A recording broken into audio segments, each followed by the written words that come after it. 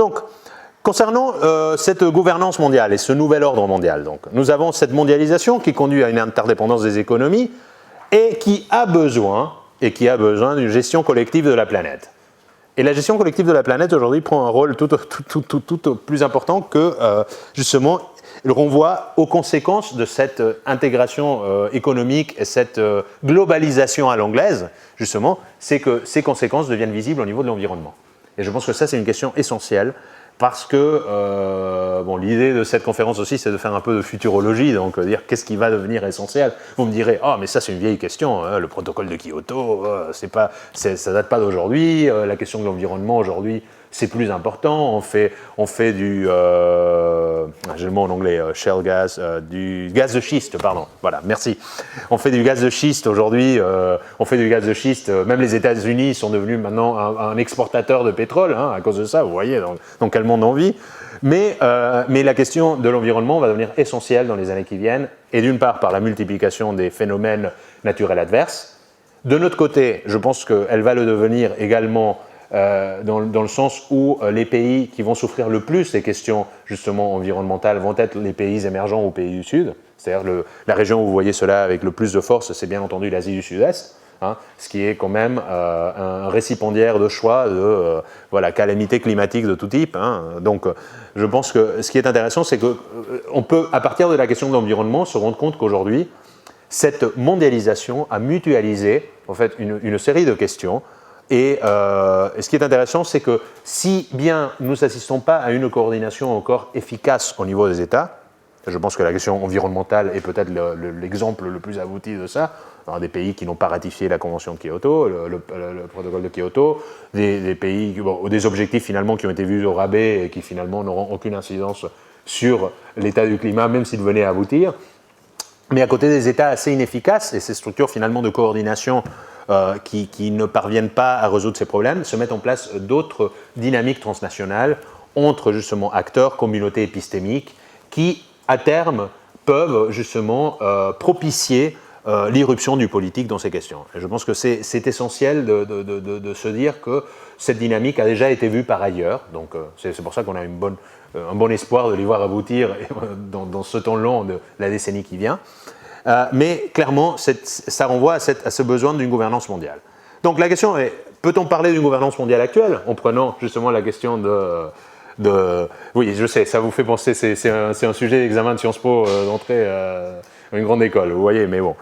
Mais clairement, la question de la gouvernance mondiale aujourd'hui dépend du bon vouloir des anciennes organisations qui tenaient les choses en main. Et le problème, c'est que on n'est pas prêt à abandonner ce qu'on a acquis. Vous voyez, ça c'est un gros problème. On veut pas justement démanteler ce qu'il y avait avant parce que nous avons des acteurs nationaux très importants qui ont un intérêt à conserver ce que nous avons acquis dans la période de l'après-guerre. Le meilleur exemple que je puisse vous donner, c'est clairement celui des pays européens. Si on venait à nous dire que pour que le Brésil et l'Inde rentrent dans l'Union européenne, il faut qu'on mutualise le siège dans le Conseil de sécurité que partagent la France et la Grande-Bretagne, je pense que vous connaissez d'emblée quelle serait notre réponse. Ce serait non, bien sûr que non. Et le problème, c'est que c'est à ce type d'ajustement auquel il faut qu'on s'y résigne. Un autre exemple que je peux vous apporter très rapidement, c'est celui de l'intégration commerciale.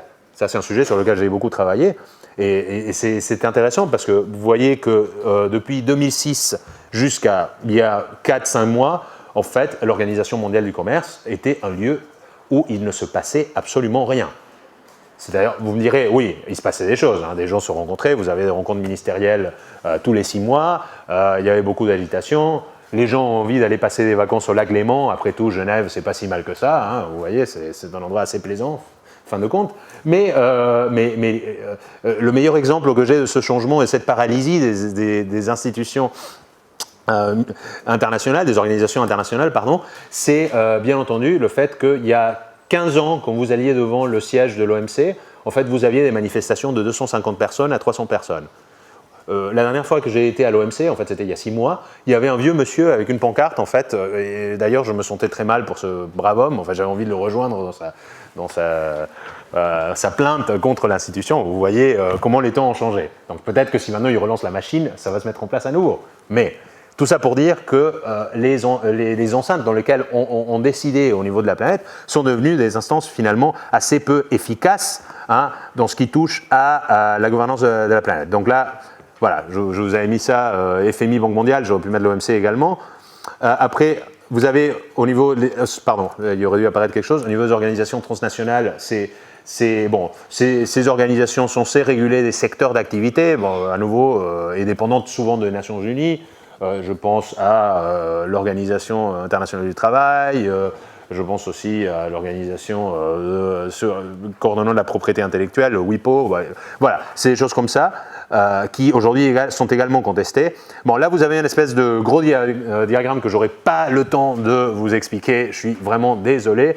Mais bon, vous avez aussi des domaines comme le développement économique, la stabilité financière, la sécurité, l'environnement, la santé, le travail. Mais le problème, si vous voyez ici, zone de gouvernance, pirates, terroristes, paradis fiscaux, les îles Caïmans, voilà. Le problème, c'est que ça, c'est que le début de la liste. Cette liste grise grossit à la minute que l'on parle. Et le problème, c'est que ces instances auxquelles nous faisons référence là, en fait, ne parviennent pas à juguler, ni les contrôler, ni même, et c'est là où ça devient plus grave, définir les contours. Donc ça, c'est une question quand même assez importante. Je pense que ça c'est essentiel de le mentionner. Ou alors, voilà, c'est une nota bene aussi, elles essayent d'apporter leur coloration ou de problématiser politiquement ce qu'eux, ils savent problématiser, mais par cela, justement, elles coupent ces problèmes de façon transversale et ne parviennent pas à avoir toute la complexité ni les relations qui les ficellent entre eux. En fait. Donc vous voyez, c'est véritablement le problème dans lequel nous sommes aujourd'hui. Donc